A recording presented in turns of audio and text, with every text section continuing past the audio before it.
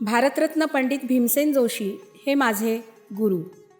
संगीतातले अगदी पहिले गुरु माझे आईवडील सुरेखा आणि सुरेश बेलसरे. त्यांनी मला बेसिक सगळं संगीताचं ज्ञान दिलं.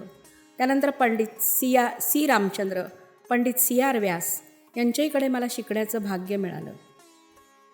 पंडितजींनी माझं गाणं जेव्हा ऐकलं, म्हणजे भीमसेन जोशींनी, तेव्हा ते मला म्हणाले, अगं किराणा घराण्याची गायकी तुझ्या गळ्यात फारच छान वाटेल, तर तू ते का शिकत नाहीस. तेव्हा मी पुणे विद्यापीठामध्ये ललित कला केंद्रामध्ये डान्स आणि म्युझिक हा विषय BAला शिकवत होते आणि 5 वर्ष नोकरी झाली होती. त्याच वेळेस मी SNDTत पण 2 दिवस शिकवायची. मग ते म्हणाले, हे काय लाईफ आहे का? नोकरी करणं म्हणजे करिअर नाही. तुझा रियाज कसा होतो आणि तुला तेवढी एनर्जी राहते का रियाज करायला नोकऱ्या करून 2-2, आणि त्याची गरज आहे का? असं म्हटल्यावर मी खरंच विचारात पडले. अरेच्या, खरंच म्हणताय ते. मग मी म्हटलं, पंडितजी करू काय? काही नाही म्हणे, उद्याच्या उद्या दोन्ही नोकऱ्यांचे राजीनामे दे. मी तुला मानसकन्येप्रमाणे पूर्ण 10 वर्ष नक्की शिकवेल, कारण मी 10 वर्ष काय त्याच्याहूनही जास्त जगणार आहे. काय काळजी करू नको. तुझ्या गळ्यात किराण्याची गायकी आली ना तर काय होईल. अरे हा फारच छान. ह्या सगळ्या बोलण्यामुळे मी, माझे आईवडील अत्यंत हरखून गेलो अगदी. आणि खरंच मी दुसऱ्या दिवशी SNDT कॉलेजमध्ये डिप्लोमा कोर्सचं शिकवत होते आणि शिवाय ललित कला केंद्र दोन्हीकडचे नोकरी सोडून दिली. आणि 1995 सालापासून पुढे सलग 10 वर्ष पंडितजींना जसा जसा वेळ मिळेल तसं तसं ते मला शिकवत गेले. पंडितजींना वाचनाचा खूप नाद होता. कन्नड, मराठी, हिंदी, इंग्लिश, संस्कृत अशा अनेक भाषातील ते वाचायचे. काय काय छान छान वाचायचे. आणि प्रत्येक वस्तूतलं सौंदर्य ओतप्रोत भरून व्हायचं ते त्यांना जाणवायचं. भरपूर व्यायाम, भरपूर भटकायचं, भरपूर गाणं ऐकायचं आणि भरपूर गायचं.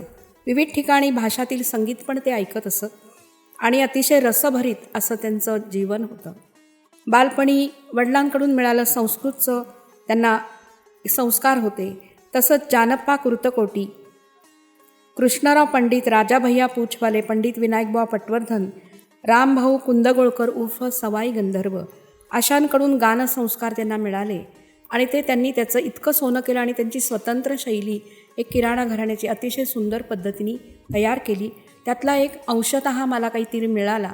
गुरु म्हणून त्यांनी एखाद्या जीवापाड पोरीवर आपल्या प्रेम करावं, मानसकन्या समजून 10 वर्ष भरभरून गाणं शिकवलं. आणि त्यांच्या गळ्यातला कधी हरकती आणि मुरकती, कधी आलाप, कधी एखादी दाणेदार सुंदर तान अशी जायची की माझे वडील तबला वाजवता वाजवता त्यांचा हात थकून जायचा आणि मी वावा म्हणायची. ते म्हणायचे, तू शिकायला बसलीस, वावा काय म्हणतेस, ही काय मैफल चालू आहे का? असं म्हणून गमतीत परत आमचं सुरू व्हायचं शिकणं. असं सलग 10 वर्ष मला शिकण्याचं भाग्य मिळालं. अशा थोर गुरूंना मी, सद्गुरूंना वंदन करते. आणि त्यांच्याविषयी एक मी छोटंसं काव्य लिहिलेलं आहे, ते मी वाचून दाखवते. पृथ्वीवरचा हा भास्कर जेव्हा मावळला, पृथ्वीवरचा हा भास्कर जेव्हा मावळला, आकाशीच्या भास्कराने हुंदका तो गिळला, आकाशीच्या भास्कराने हुंदका तो गिळला. विश्वातले हे 2 भास्कर सारे कसे जीवन उजळवणारे, विश्वातले हे 2 भास्कर सारे कसे जीवन उजळवणारे. एकाचे किरण हवे हवेसे तर दुसऱ्याचे गाणे हवे हवेसे.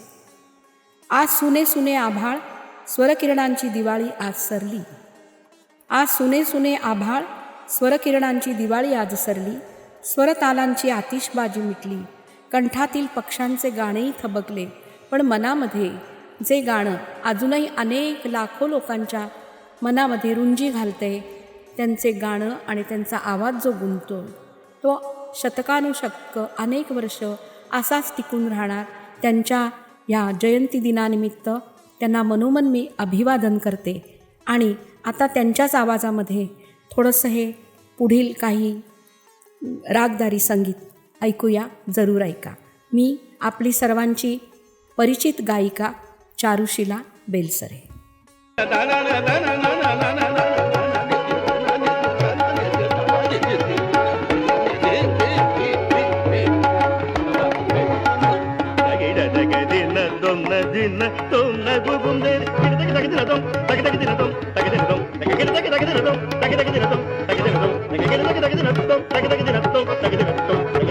Nalladina